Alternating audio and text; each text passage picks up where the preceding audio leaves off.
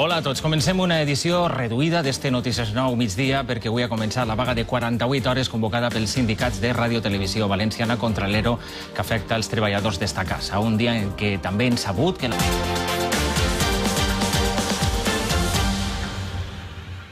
Com els avançàvem en el sumari, arrenquem una edició reduïda d'este informatiu del migdia perquè avui ha començat la vaga de 48 hores convocada pels sindicats de Ràdio Televisió Valenciana. Una protesta en contra de l'expedient de regulació d'ocupació que podria afectar un màxim de 1.295 treballadors.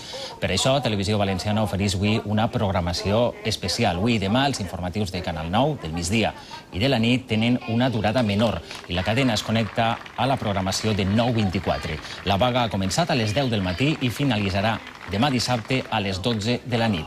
El comitè d'empresa ha acordat amb la direcció els servicis mínims i xifra en el 95% el seguiment de la parada.